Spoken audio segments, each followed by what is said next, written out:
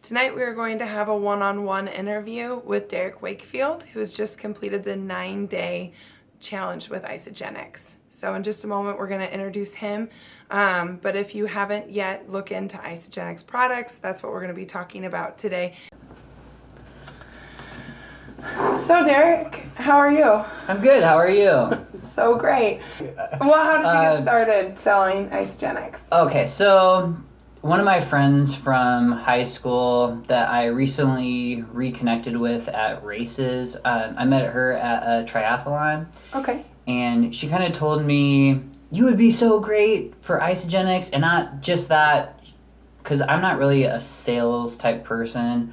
It's more of, if I believe in something, yes, I'll tell other people about it. I don't care whether or not they buy it or not.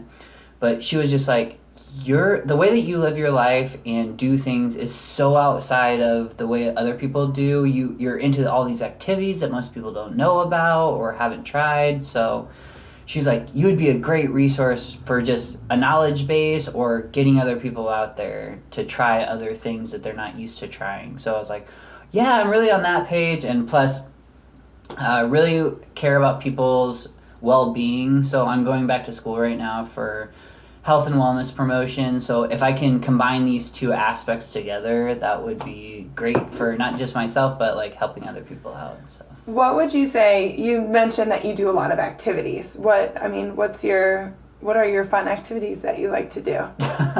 Like, tell us a little bit about you, and then we'll dive into the Isagenix questions. About me. Okay, so my fun activities, I love being in nature, around water, anything like that. So in the summer I play sand volleyball all the time. I do acrovinyasa, which means kind of acrobatic yoga. So you partner with someone to do random poses and flows and stuff like that.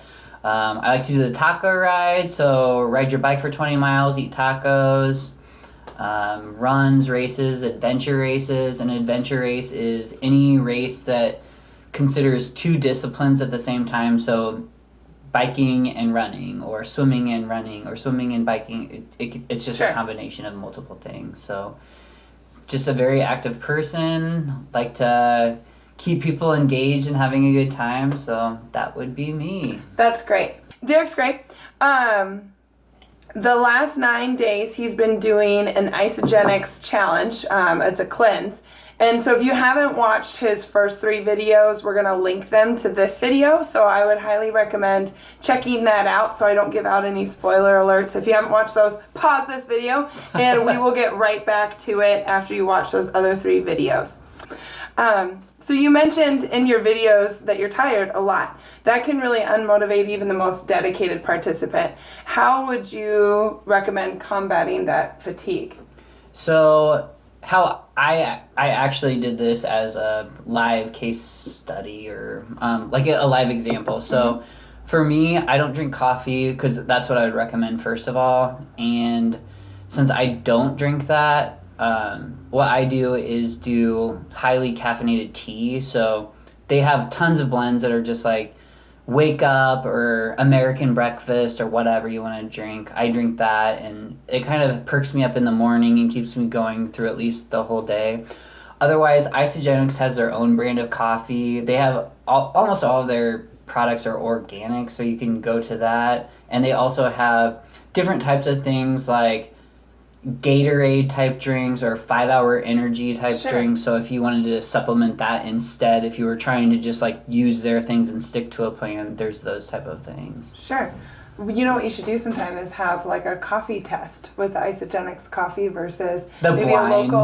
maybe a local coffee and maybe like a Starbucks. That'd be kind of fun. Yeah. What was the hardest part about the 9-day cleanse, and how would you coach other participants through that? The hardest part for me was definitely the first 3 or 4 days, just because I was kind of having small headaches, not overwhelming or anything, but kind of just moving past that. And definitely I chose the worst 9 days to do my challenge.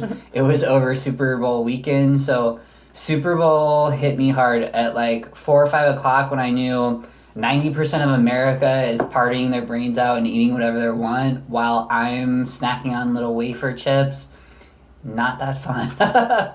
Well, go Tom Brady. What? What? Changing the game there. Yeah, I bet that would be disappointing. I myself was having a few beers and lots of snacks and chili, so... Did you drink, Michelle? Sometimes.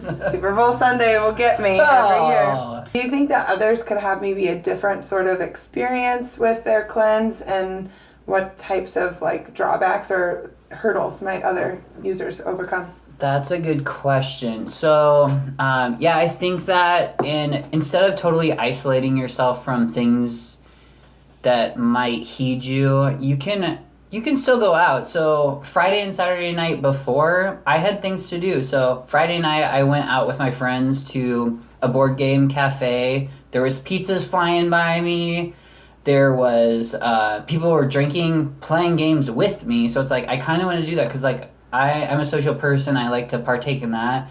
And then Saturday there was a birthday party. So it's like everyone was drinking and eating. Mm-hmm. However, you just have to kind of remind yourself, how do you feel? Do you feel hungry? Do you feel like eating? Like, I have the Pavlov's dog thing where it's like, oh, it's 9 o'clock. I need a snack right now.